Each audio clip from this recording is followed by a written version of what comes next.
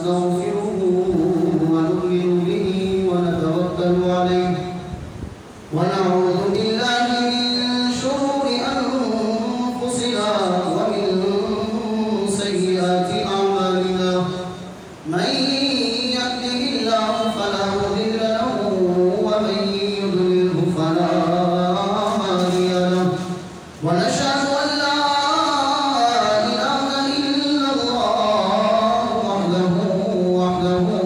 وحده لا شريك له ونشهد أن سيدنا وسندنا وملجأنا محمد صلاة وسلام عليك يا سيدي يا سيدي يا سيدي يا رسول الله أما بعد فأعوذ بالله من الشيطان الرجيم بسم الله الرحمن الرحيم ذلك الكتاب لا ريب فيه صدق الله مولانا العظيم وصدق رسوله النبي الكريم الأمين ونحن على ذلك لمن الشاهدين والشاكرين والحمد لله رب العالمين مولاي صل وسلم دائما أبدا على حبيبك خير الخلق كلهم هو الحبيب الذي ترجى شفاعته لكل حول من الأقوال مقتحم يا رب بالمصطفى بلغ مقاصدنا واغفر لنا ما مضى يا واسع الكرم بلغ العلا بكماله كشف الدجى بجماله حسنت جميع خصاله صلوا عليه وآله سمع بني الصلاة والسلام عليك يا سيدي يا رسول الله وعلى آلك وأصحابك يا سيدي يا حبيب الله لدغس الصلاة والسلام عليك يا درود شریف پڑھنے میں کنجوسی نہیں کیجیے میں اکثر اوقات کہتا ہوں ہماری زبان ہر کام کے لیے استعمال ہو سکتی ہے اگر استعمال نہیں ہوتی تو یا خدا کا نام لینے کے لیے استعمال نہیں ہوتی یا حضور پر درود پڑھنے کے لیے استعمال نہیں ہوتی اس زبان کا ہی کیا فائدہ کہ جو سارے کام کر سکے لیکن حضور کا نام جب آئے وہ حرکت میں نہ آ سکے تو ایسی زبان کا کوئی فائدہ نہیں ہے اس لیے سارے مل کے پڑھیے الصلاۃ والسلام علیک یا سیدی یا رسول اللہ وعلی آلک وأصحابک یا حبیب اللہ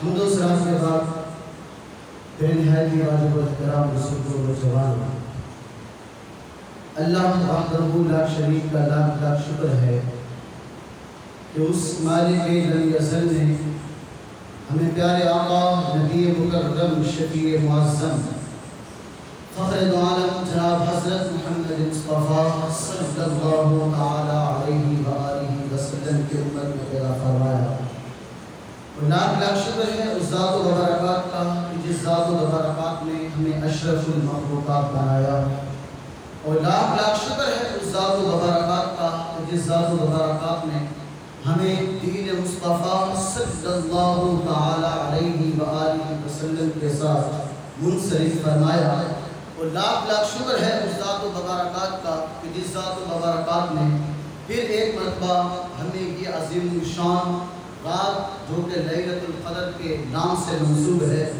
اس رات میں زندگی کا ایک موقع عنایت فرمایا سامعین محترم ہر شخص بخوبی واقف ہے کہ آج کی رات لیلۃ القدر کی رات ہے اور اکثر مساجد میں دنیا کی اکثر مساجد میں آج کی رات ختم قرآن کا سلسلہ ہوتا ہے اور اس ختم قرآن کی نسبت بھی اس رات کے ساتھ ہے تقریباً 40 روایات کے اندر رسول اکرم صلی اللہ تعالی علیہ وآلہ وسلم کی ذات مبارکہ سے جو روایات منقول ہیں ان میں رسول اکرم صلی اللہ تعالی علیہ وآلہ وسلم کے الفاظ جو روایات کے اندر موجود ہیں وہ کم سے کم 40 روایات ایسی ہیں جو لیلۃ القدر کی شان میں رسول اکرم صلی اللہ تعالی علیہ وآلہ وسلم نے بیان فرمائی ہے اور اسی رات میں ایک ایسی حدیث مبارکہ جو اس رات کے ساتھ نسبت رکھتی ہے وہ یہ ہے کہ رسول اکرم صلی اللہ تعالیٰ علیہ وآلہ وسلم نے ارشاد فرمایا کہ یہ رات وہ رات ہے جس رات کو اللہ رب العزت نے سال کی سب راتوں سے فضیلت عطا فرمائی ہے۔ اس سب راتوں میں عید الاضحیٰ کی رات بھی آ رہی ہوتی ہے، ان سب راتوں میں باقی کئی ایام کی راتیں آ رہی ہوتی ہیں، 10 محرم کی رات بھی آ رہی ہوتی ہے، لیکن اللہ رب العزت نے اس رات کو سب راتوں سے فضیلت اس لیے دی ہے کیونکہ اس رات کو قرآن سے نسبت ہے اور قرآن کو خود مصطفیٰ سے نسبت ہے۔ تو اس رات کی فضیلت کی وجہ یہ ہے کہ اس رات کی لڑی سیدھی مصطفیٰ سے جا کے ملتی ہے۔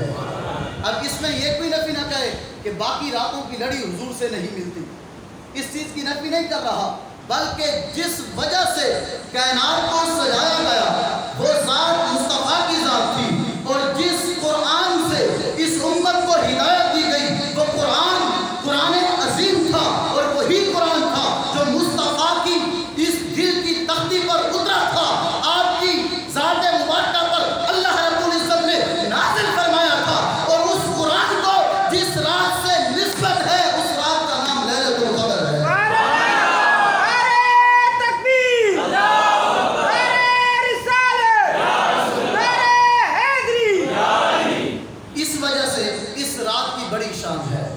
اس رات کی بڑی شان ہے، اور کچھ خوش نصیب لوگ مساجد میں بیٹھ کر ذکر خدا کر کر، ذکر مصطفیٰ کر کر، ذکر صحابہ کر کر، ذکر اہل بیت کر کر، کوئی لوگ رسول اکرم صلی اللہ تعالیٰ علیہ وآلہ وسلم کے ساتھ اس رات کے اندر نسبت جوڑ لیتے ہیں، اور جب مصطفیٰ سے نسبت جڑتی ہے پھر خود خدا سے نسبت جڑ جاتی ہے، اور کچھ لوگ بدبخت ہوتے ہیں جو اس رات کو بھی مسجد کا نظارہ نہیں کرتے، جو اس رات کو بھی مسجد کا دروازہ نہیں کرتے۔ ہم اللہ رب العزت کا شکر ادا کرتے ہیں کہ اس وقت میں کوئی چوکوں میں بیٹھ کے کسی کے گلے کر رہا ہوگا، کوئی فحاشی گفتگو کر رہا ہوگا، ہم اللہ کا شکر ادا کرتے ہیں ہم اور کوئی کام نہیں کر رہے، اس رات میں بیٹھ کے ہم خدا کا ذکر کر رہے ہیں، تو اس لیے ہم اللہ رب العزت کا شکر ادا کرتے ہیں، اور ایسے کاموں پر خوش ہونا چاہیے، ایسے کاموں پر خوش ہونا چاہیے۔ آپ خود اسی وقت اپنے دماغ میں نظر گھمائیں، کتنے لوگ ایسے ہوں گے جو باہر چوکوں پر کھڑے ہو کر گفتگو کر رہے ہوں گے،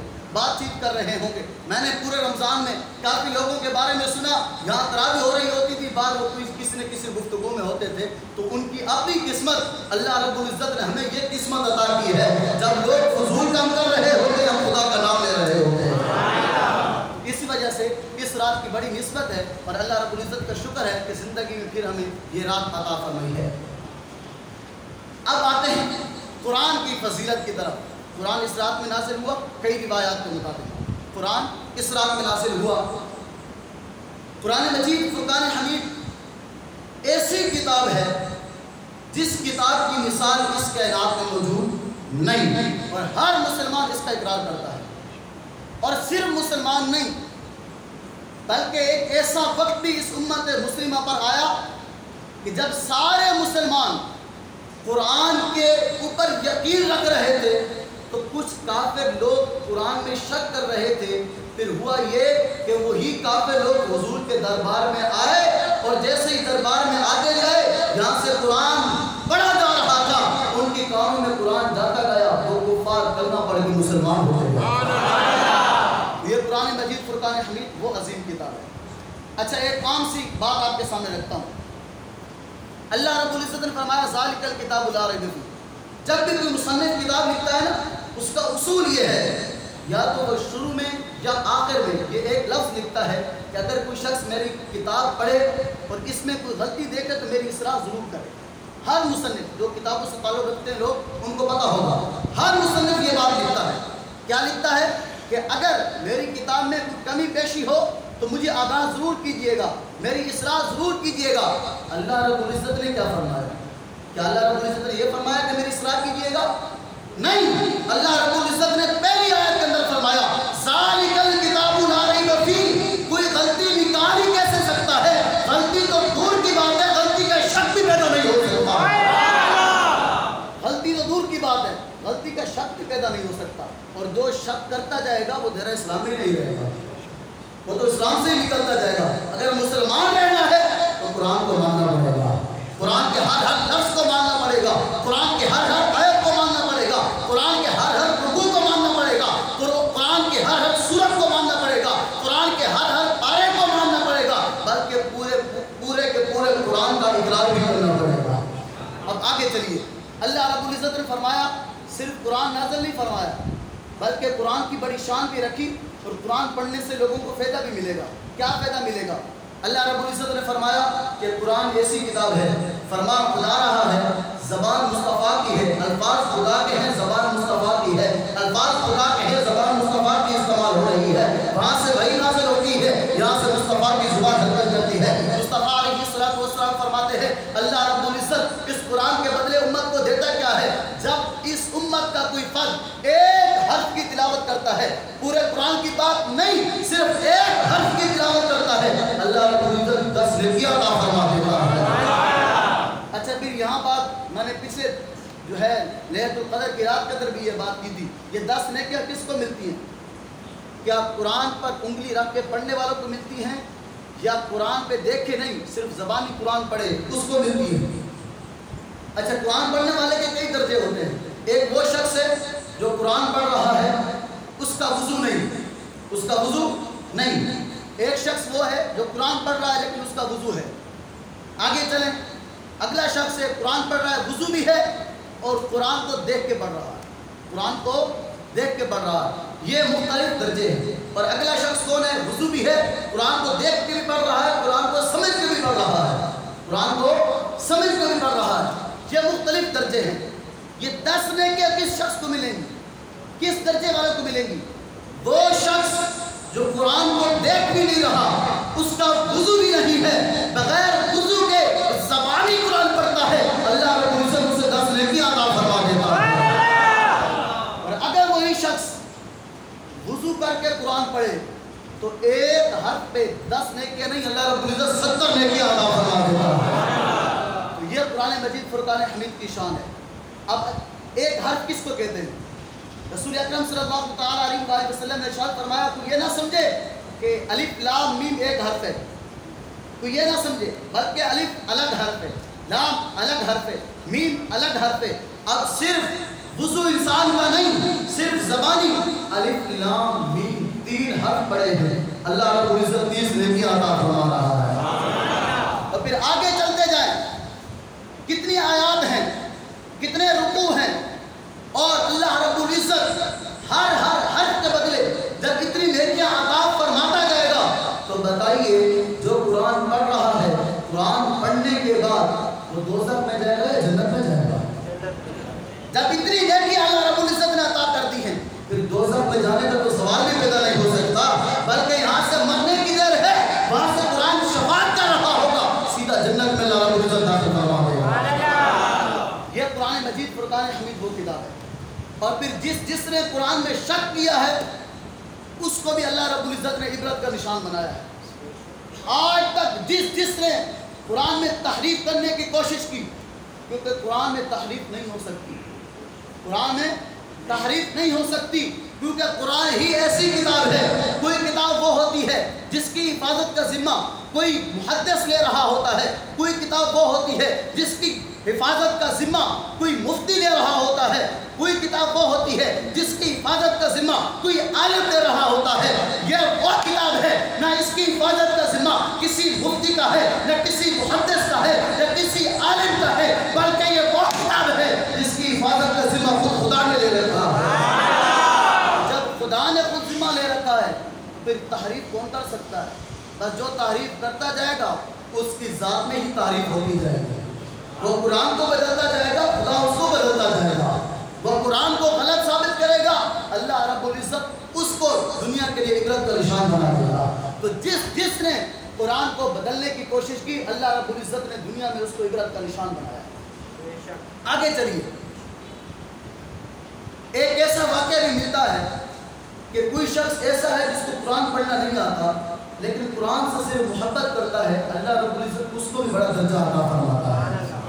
ایک بزرگ تھا، ایک قبرستان سے گزر رہا تھا، قبرستان سے گزرتے ایک قبر کے قریب سے گزرا تو اس کو قبر سے خوشبو آ رہی تھی، ایک قبر سے خوشبو آ رہی تھی۔ وہ شخص وہیں قبر کے ساتھ رک گیا اور رک کے وہ قبر کے قریب جاتا ہے اور جا کر پھر خوشبو سنتا ہے کہ اسی سے آ رہی ہے کسی اور سے آ رہی ہے. جب قریب گیا تو خوشبو سنگی تو اسی سے خوشبو آ رہی تھی, اسی قبر سے خوشبو آ رہی تھی.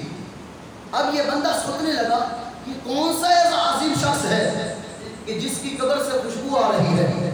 یہ اس قبر والے کے گھر کو ڈھونڈتا ڈھونڈتا شہر پہنچا. جیسے ہی شہر پہنچتا ہے وہاں کسی سے پوچھتا ہے کہ یہ فلاں قبر کس شخص کی ہے. کسی نے جواب دیا یہ فلاں شخص کی ہے.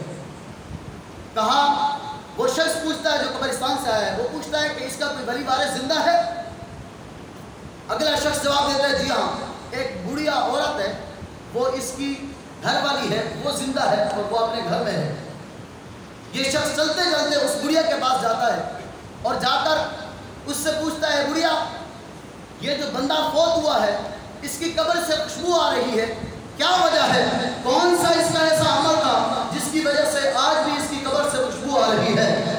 جب اس شخص نے یہ جواب دیا, عورت کہتی ہے اس کا اور کوئی عمل مجھے یاد نہیں, نہ کوئی اتنی اچھی نماز پڑھ سکتا تھا, نہ اتنی اچھی عبادت کر سکتا تھا, بس صرف اتنا مجھے اس کا عمل یاد ہے کہ جب یہ مسجد میں جاتا تھا, مسجد میں لوگوں کو دیکھتا تھا اور لوگ قرآن پڑھ رہے ہوتے تھے, کھول کھول کے قرآن کی تلاوت کر رہے ہوتے تھے, یہ دل میں افسوس کرتا تھا کاش مجھے بھی قرآن پڑھنا آتا, میں بھی قرآن کی تلاوت کرتا, ان کی طرح میں بھی قرآن کی تلاوت کر رہا ہوتا. بس وہ دل میں افسوس کرتے کرتے گھر واپس آ جاتا. جیسے ہی گھر واپس آتا قرآن کھولتا, کھول کے بیٹھ جاتا. اب اسے پڑھنا نہیں آتا, بس قرآن کھول کے بیٹھ جاتا اور پہلی سطر پہ انگلی رکھتا, انگلی پھیرتے جاتا, روتے جاتا اور یہ کہتا باری تعالیٰ میں نہیں جانتا تو نے کیا کہا ہے, پر صرف اتنا جانتا ہوں جو کہا ہے سچ کہا ہے.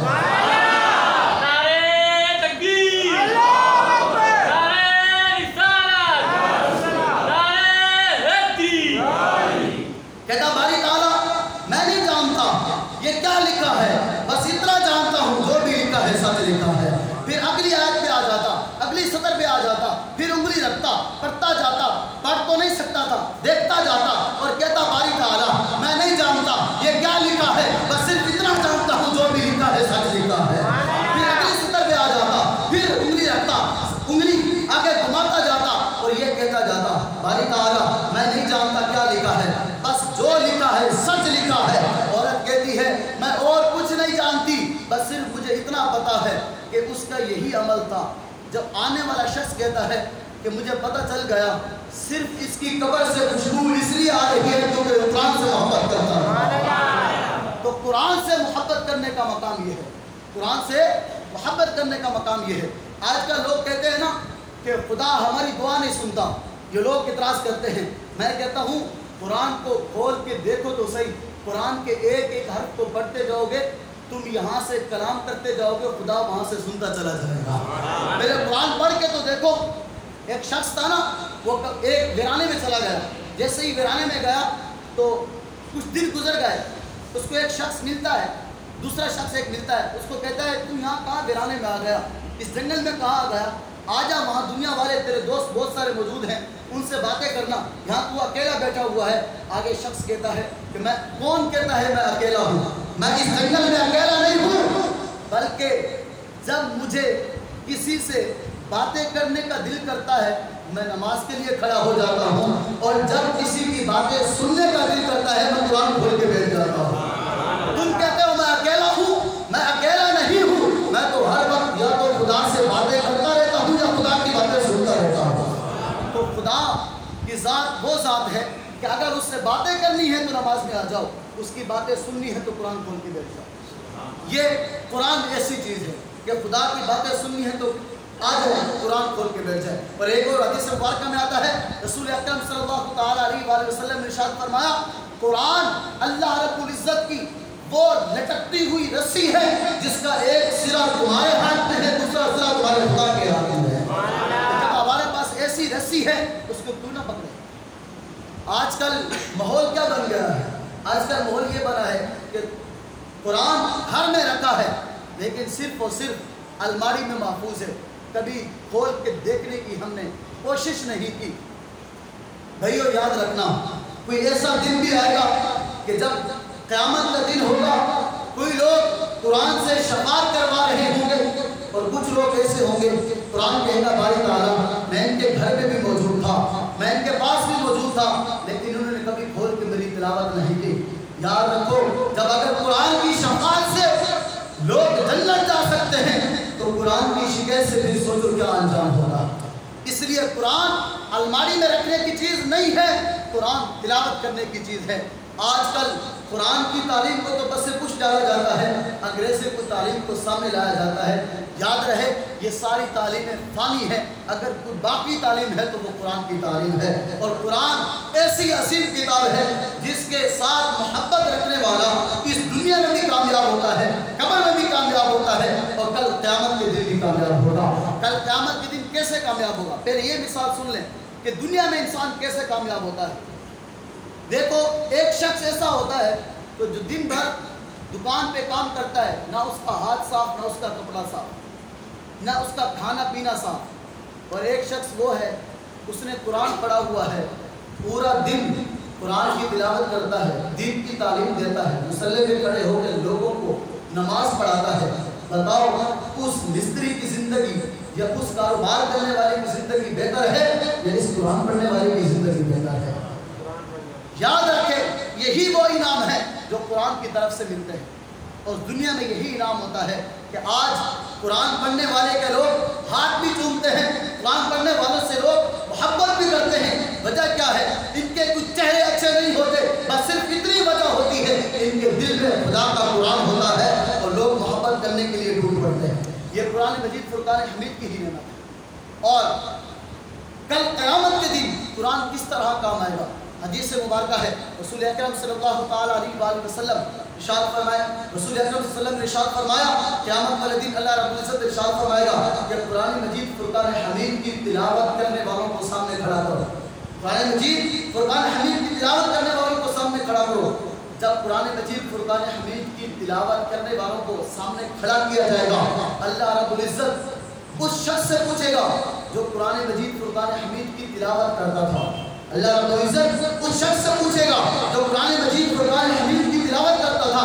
اللہ رب العزت پوچھے گا اے قرآن پڑھنے والے بتا دنیا میں تیرے ساتھ کس کس نے اچھا سلوک کیا تھا، دنیا میں تیرے ساتھ کس کس نے اچھا سلوک کیا تھا۔ اس وقت جب اللہ رب العزت یہ حکم فرمائے گا تو قرآن پڑھنے والا شخص کہے گا باری تعالیٰ اس نے بھی میرے ساتھ اچھا سلوک کیا تھا، اس نے مجھے پانی پلایا تھا، اس نے مجھے کھانا کھلایا تھا، اس نے مجھے وضو کرایا تھا، اس نے مجھے فلاں کام کر کے دیا تھا، یہ اس نے میرے اوپر فلاں احسان کیا تھا۔ اللہ رب العزت قرآن مجید فرقان حمید پڑھنے والے شخص کو یہ ارشاد فرمائے گا کہ جس نے احسان کیا ہے ان سب کا ہاتھ پکڑ لے سیدھا جنت میں لے کے چلا جا۔ یہ قرآن مجید فرقان حمید پڑھنے والے کا انعام ہے کہ جو قرآن مجید فرقان حمید پڑھتا ہے، قرآن مجید فرقان حمید کی تلاوت کرتا ہے، اللہ رب العزت اس کو فرمائے گا جس نے احسان کیا ہے اس کو جنت میں لے جا۔ جب احسان کرنے والوں کو جنت میں لے کے جا رہا ہے کیا وہ جنت میں نہیں جائے گا؟ بلکہ سب سے آگے تو وہی چل رہا ہوگا۔ اور ایک اور روایت میں آتا ہے اللہ رب العزت حافظ قرآن کو یہ ارشاد فرمائے گا کہ قرآن پڑھتا جا اور جنت کی سیڑھیاں چلتا ہے، جنت کی سیڑھیاں چڑھتا جا، جہاں غناس آخری سین ہوگی، جس سیڑھی پہ ہوگا وہی طرح مقدر بنا دیا جائے گا، وہی طرح مقام بنا دیا جائے گا، وہی درجہ تجھے عطا کر دیا جائے گا۔ اب کتنے قرآن کی آیتیں ہیں؟ کم و بیش 6666 آیتیں، کم و بیش، یہ لفظ ساتھ بول رہا ہوں، کم و بیش۔ لوگ کہہ دیتے ہیں 6666، یہ لفظ کہہ دیتے ہیں، یہ صرف یہ لفظ کہنا غلط ہے، صرف یہ لفظ کہنا غلط ہے، کیونکہ ہو سکتا ہے کوئی آیت گنتی میں رہ گئی ہو یا کوئی آیت کم ہو اور یہ زیادہ کہہ رہا ہو، تو اگر یہ صرف تعداد متعین کر کے آپ کہیں گے تو پھر یہ غلطی کی طرف بھی جا سکتا ہے۔ ساتھ میں لفظ کہنا ہے، کم و بیش 6666 آیتیں ہیں۔ اب بتائیں الحمد سے جب شروع کر رہا ہے تو 6666 جنت کے درجے، 6666 جنت کے درجے، ہر آیت پہ ایک درجہ چڑھے گا، ہر آیت پہ ایک درجہ چڑھے گا۔ جب بناس آئے گی یہاں 6666 آیتیں پوری ہوں گی، وہاں سے 6666 درجات قدموں کے نیچے ہو جائے گا۔ یہ اللہ رب العزت نے حافظ قرآن کو مقام عطا فرمایا ہے۔ تو اس لیے آج کی رات جو ہے قرآن مجید فرقان حمید کی نزول کی رات ہے۔ قرآن مجید فرقان حمید کو اپنی زندگی میں بسایا کرو، قرآن مجید فرقان حمید کی تلاوت کیا کرو۔ یہ واحد قرآن ہے جو تمہیں زندگی میں بھی سرخرو کر سکتا ہے اور کل قیامت کے دن بھی سرخرو کر سکتا ہے، اور اسی قرآن سے محبت کیا کرو۔ اور آج کل میں اکثر یہ کہتا ہوں کہ لوگ کئی پیسے خرچ کر کے لوگ اپنے بچوں کو دنیاوی تعلیم دیتے ہیں۔ دنیاوی تعلیم کا کوئی فائدہ نہیں ہے۔ اگر دنیاوی تعلیم کی مخاطب میں نہیں کر رہا، دنیاوی تعلیم کا کوئی فائدہ نہیں ہے۔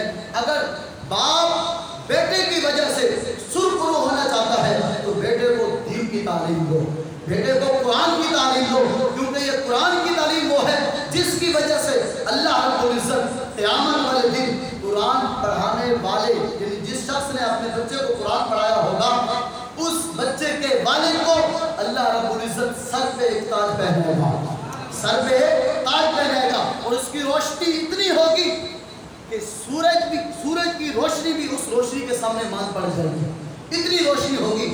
اب بتائیے کیا ایم اے کی ڈگری لینے والے کے والد کو یہ انعام ملے گا یا قرآن پڑھنے والے کو انعام ملے گا؟ قرآن پڑھنے والے کے والد کو یہ انعام ملے گا۔ تو باقی ساری ڈگریاں فضول ہیں۔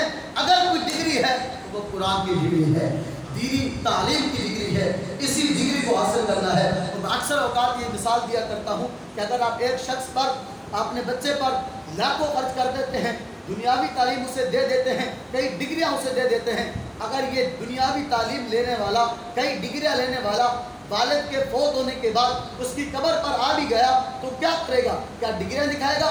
کیا انگلش پڑھ کے سنائے گا؟ ریاضی پڑھ کے سنائے گا؟ اس سے کوئی فائدہ نہیں ہوگا۔